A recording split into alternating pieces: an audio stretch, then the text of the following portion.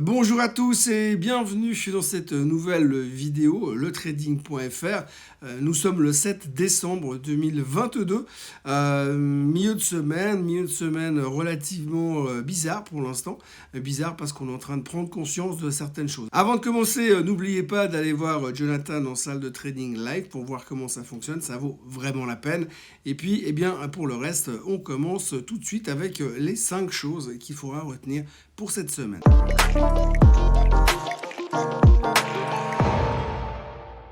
La première chose qu'il faut retenir cette semaine, c'est le fait qu'on est en train de prendre conscience que finalement les taux ne vont pas baisser de sitôt et que finalement c'est un petit peu plus compliqué que ce qu'on pensait. À la base, on était très chaud bouillant pour se dire finalement la Fed va monter les taux.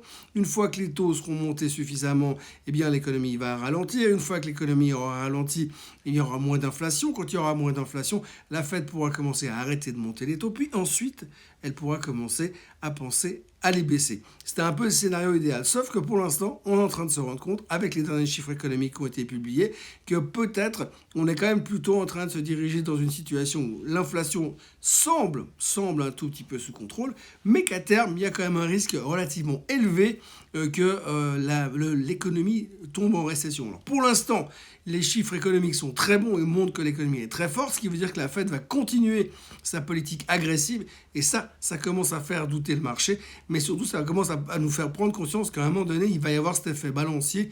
Effectivement, l'inflation va s'arrêter, mais derrière, l'économie va également s'arrêter, et peut-être bien plus violemment que ce qu'on pensait, bien plus brutalement, ce qui veut dire que tout d'un coup, on a des doutes. La deuxième chose qu'il faudra retenir, c'est un peu lié à la première, c'est qu'effectivement, comme je vous l'ai dit, l'économie va très bien. Aujourd'hui, elle va très bien, et même malheureusement, ça ne nous plaît pas. Il nous faut aujourd'hui des mauvaises nouvelles pour qu'on soit encouragé. Des mauvaises nouvelles parce que si les nouvelles de l'économie sont mauvaises, ça veut dire que la Fed pourrait se calmer dans son cycle de hausse des taux. Alors on sait depuis la semaine dernière que M. Powell a des intentions plutôt positives par rapport à ça. Il se pourrait même qu'il ne monte les taux que de 50 basis points lors du prochain meeting de la Fed.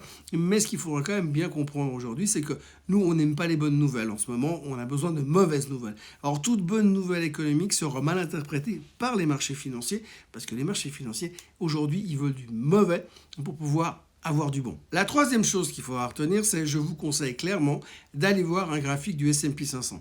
Je vous conseille d'aller voir ça parce que c'est assez frappant de la manière avec laquelle on a tapé cette résistance sur le S&P autour des 4060 avant de redescendre. C'est pratiquement un cas d'école. On avait un espèce de trend descendant que vous voyez sur le chart à l'instant. Ce trend descendant avait ces 3 points en haut, ces 3 tops qui confirmaient le trend descendant. Et puis le marché est allé jusqu'à cette résistance.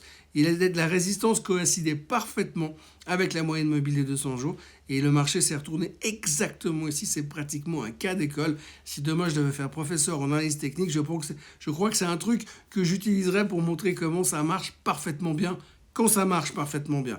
Alors la raison de tout ça, c'est ce qu'on vient d'expliquer avant, mais c'est vrai que c'était impressionnant la manière dont ça a fonctionné.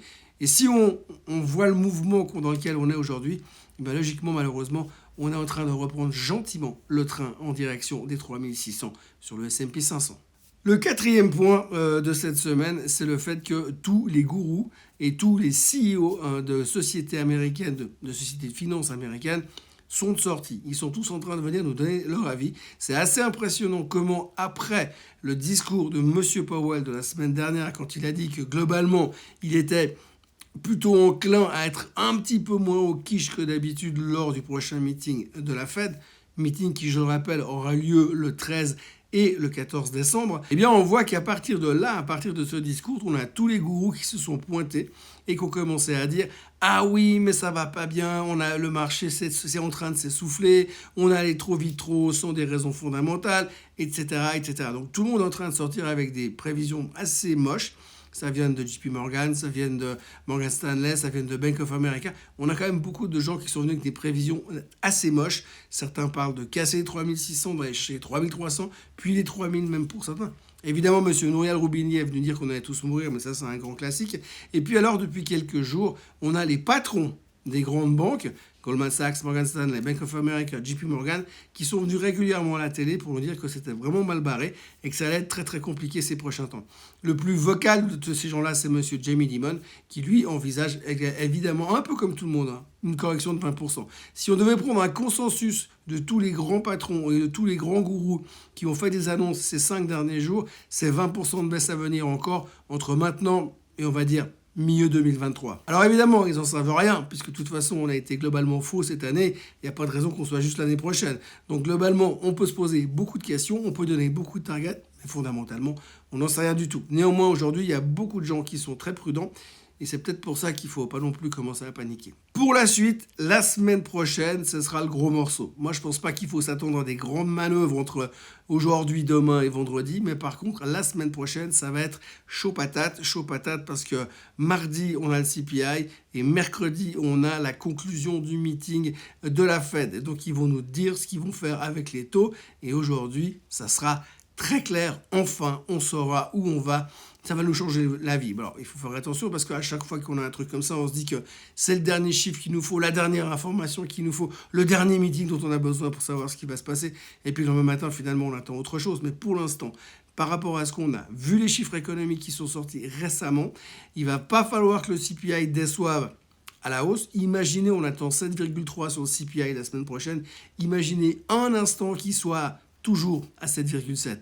Là, je pense que c'est juste le bain de sang total dans les marchés, parce que ça voudrait dire que la Fed n'a pas d'autre choix que de monter les taux au moins de 75 basis points et que la prochaine hausse risque d'être autant moche.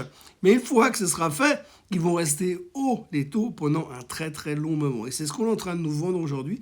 Et il va falloir commencer à accepter que potentiellement, les taux vont rester au-dessus de 5, voire 5,5 pour toute l'année 2023. Et ça, le marché, il n'est pas prêt du tout encore à le vivre. Et encore moins s'il y a une récession entre deux. Voilà ce que l'on pouvait dire pour ces 5 choses à retenir cette semaine.